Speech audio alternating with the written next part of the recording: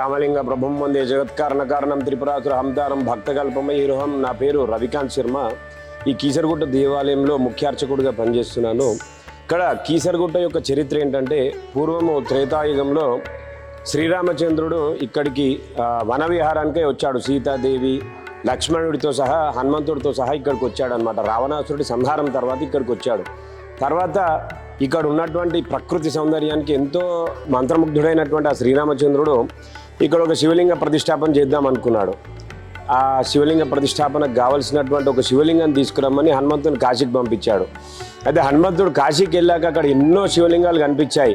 అయితే ఏదైనా ఒక శివలింగం తీసుకొస్తే ఆ రాముడు ఇష్టపడతాడో లేదో అని చెప్పి హనుమంతుడు కాశీలో చాలా ఆలస్యం చేశాడు. అయితే రాముడికి అంతలోపల ముహూర్త సమయం దగ్గరకు వచ్చింది.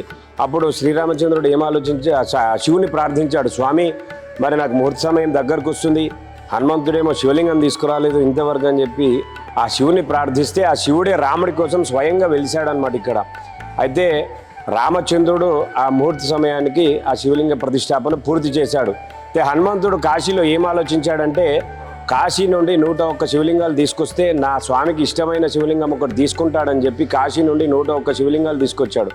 అది ఇక్కడ ప్రతిష్ఠ అయిపోయిందని చెప్పేసరికి ఆయనకు ఎంతో బాధ అనిపించింది హనుమంతుడికి. నేను ఎంతో కష్టపడి కాశీ నుండి తీసుకొచ్చాను శివలింగాలు, నా స్వామికి ఒక్క శివలింగం కూడా ఉపయోగపడలేదని చెప్పి బాధపడుతుంటే శ్రీరామచంద్రుడు మళ్ళీ ఆయన బాధ కోపం పోవడానికి ఆయన తెచ్చినటువంటి 101 శివలింగాల్లోంచి మళ్ళీ ఒక శివలింగాన్ని ప్రతిష్ఠ చేయడం జరిగిందనమాట. అది పక్కకే ఉంటుంది. ఆ స్వామి పేరు మారుతి కాశీ విశ్వేశ్వర స్వామి. మారుతి అంటే హనుమంతుడు కాశీ నుండి తీసుకొచ్చింది కాబట్టి మారుతి కాశీ విశ్వేశ్వర స్వామి. స్వామివారి పేరు రామలింగేశ్వర స్వామి. రాముడు ప్రతిష్ఠించాడు కనుక రామలింగేశ్వర స్వామి. తర్వాత ఈ గుడి పేరు కూడా కేసరిగిరి. అంటే హనుమంతుడు కేసరినందనుడు. హనుమంతుడి కోపం బాధ పోవడానికి హనుమంతుడిని క్షేత్రపాలకుని చేసి ఈ గుడి పేరు కూడా కేసరిగిరిగా పెట్టడం జరిగింది. అది రాను రాను కీసరగుట్టగా మారిందనమాట. అయితే తర్వాత ఈ క్షేత్రాన్ని 1600 సంవత్సరాల క్రితం ఇక్కడ విష్ణుకుండి రాజులు అనే రాజులు ఉండేవారు. వాళ్ళు ఏం చేశారంటే ఈ ప్రాంతాన్ని రాజధానిగా పెట్టుకున్నారనమాట. అంటే ఇక్కడ ఏం జరిగిందంటే, ఒకప్పుడు ఇక్కడ ఒక నిర్మాణం చేద్దామని చెప్పి త్రవ్వకాలు జరిపితే అశ్వమేధ యాగాలు చేసినటువంటి ఆనవాళ్ళు బయటకు వచ్చాయి. అప్పుడు పురావస్తు శాఖ వారు జరిపినటువంటి ఆ రీసెర్చ్లో ఏం తేలిందంటే, ఇక్కడ విష్ణుకుండి రాజులు పరిపాలించారు. 2వ మాధవవర్మ అనే రాజు ఇక్కడ పరిపాలించి ఈ వారి యొక్క రాజధానిగా పెట్టుకొని పరిపాలించినట్టుగా ఇక్కడ ఆనవాళ్ళు బయటకు వచ్చాయి. అవన్నీ కూడా కిందే ఉంటాయి. తర్వాత వారే ఈ దేవాలయాన్ని లోపట ఉన్నటువంటి రాళ్లతో కట్టినటువంటి దేవాలయాన్ని నిర్మించినట్టుగా వారే తెలియడం జరిగింది. తర్వాత పక్కనే ఈ యొక్క శివాలయాన్ని వైష్ణవ దేవాలయం కూడా మారుద్దామని చెప్పి అక్కన్న మాదన్నలు, నిజాం ప్రభుత్వంలో ఉన్నటువంటి అక్కన్న మాదన్నలు పక్కకే నరసింహస్వామి దేవాలయాన్ని నిర్మించడం జరిగింది. ఆ విధంగా హరిహర క్షేత్రంగా అప్పటి నుంచి విరాజిల్లుతూ వస్తుంది. శివరాత్రికి అయితే ఇక్కడ పక్కనే సిటీలో హైదరాబాద్లో ఉన్నటువంటి ఆ అమ్ముగూడ ప్రాంతం నుండి ఎంతోమంది ఇక్కడికి ఎడ్ల బండ్లలో వచ్చి ఇక్కడ 3 రోజులు 4 రోజులు బస చేసి ఈ శివరాత్రి జాతరలో పాల్గొనేవారు అనమాట. అప్పుడు జరిగేటువంటి బ్రహ్మోత్సవాల్లో. తర్వాత శ్రావణ మాసంలో విశేష పూజలు జరుగుతాయి 4 రోజుల పాటు. ఆ శ్రావణ మాసంలో ఉత్తర భారతీయులు ఎక్కువగా వచ్చి స్వామిని దర్శించుకుంటారు.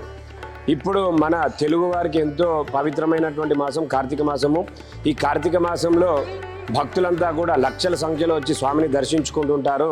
ప్రాముఖ్యమైనటువంటి ఈ నెల సూర్యుడు తులారాశిలో అంటే నీచ రాశిలో ఉంటాడు ఇప్పుడు. కాబట్టి మనము మొక్కడం వల్ల దోషం తొలగిపోతుందని చెప్పి ఈ నెలంతా కూడా శివుణ్ణి ప్రార్థించడం జరుగుతుంది. అదే విధంగా విశేషమైనటువంటి పూజలు జరుగుతాయి ఈ నెలంతా కూడా. అలాగే కీసరగుట్టలో 101 శివలింగాలు ఉన్నాయి కొండపైన. అంటే ఎంతో పవిత్రమైనటువంటి క్షేత్రం. ఈ కొండపైన అడుగు పెడితేనే మనం చేసినటువంటి పాపాలని కూడా నశించి మనం అనుకునే అన్ని కూడా జరుగుతాయని చెప్పి ప్రతీతి. కాబట్టి ఇక్కడ భక్తులు ఏం చేస్తారంటే, ఇక్కడికి వచ్చి 11 రోజుల పాటు ప్రతిరోజు స్వామిని దర్శించుకొని 11వ రోజు స్వామికి అభిషేకం చేసుకొని నిద్ర చేయడం జరుగుతుంది. అలా చేస్తే వారు అనుకున్నది తప్పకుండా నెరవేరుతుందని చెప్పి ప్రతీతి అనమాట. ఎందుకంటే కొండంతా కూడా 101 లింగాలు ఉన్నాయి కదా, ఎక్కడ కూడా ఒక కొండపైన ఇన్ని శివలింగాలు లేవు. ఇంత పవిత్రమైనటువంటి కొండ ఎక్కడ కూడా లేదు. అంత పవిత్రమైనటువంటి కొండ ఇక్కడ. కాబట్టి భక్తులంతా కూడా వచ్చి ఇక్కడ ఆ విధంగా దీక్ష 11 రోజుల పాటు దీక్ష చేసి నిద్ర చేస్తారు. ఆ విధంగా వారు అనుకున్నవన్నీ కూడా తీరుతుంటాయి. అలా భక్తుల సంఖ్య పెరుగుతూ వస్తుంది. ఆ విధంగా ఈ కార్తీక మాసంలో కూడా లక్షల సంఖ్యలో స్వామిని దర్శించుకుంటారు. ఇక్కడ ఉన్నటువంటి అద్భుతమైన అవకాశం ఏంటంటే, మనం మూల విరాట్కి స్వామికి అభిషేకం చేసుకునే అవకాశం లేకపోయినా ఈ 101 శివలింగాలు ఉన్నాయి బయట. కాబట్టి ఏదైనా ఒక శివలింగానికి చక్కగా అభిషేకం చేసుకున్న, స్వామికి కడివెడు జలంతో అభిషేకం చేసుకున్న, ఒక బిల్వపత్రి పెట్టి కాస్త విభూది స్వామికి అలంకరించినా కూడా వారు కోరుకున్నటువంటి కోరికలు తీరుతాయి. కాబట్టి కొండంతా కూడా శివలింగాలే కాబట్టి భక్తులంతా కూడా చక్కగా వచ్చి స్వామికి అభిషేకం చేసుకుంటుంటారు. కాబట్టి భక్తులంతా కూడా చక్కగా వచ్చి స్వామిని దర్శించుకుంటుంటారు. ఈ విధంగా స్వామిని దర్శించుకొని తరించుకొని వారి కోరికలు తీర్చుకుంటూ ఉంటారు. మీకు ఈ వీడియో నచ్చితే లైక్ చేయండి, షేర్ చేయండి. ఇలాంటి మరెన్నో ఆధ్యాత్మిక పురాతన ఆలయాల చరిత్రలు మరియు ఆసక్తికరమైన విషయాల గురించి తెలుసుకోవడానికి మన మిల్లాజ్ డివోషనల్ ఛానల్ని సబ్స్క్రైబ్ చేసుకోండి.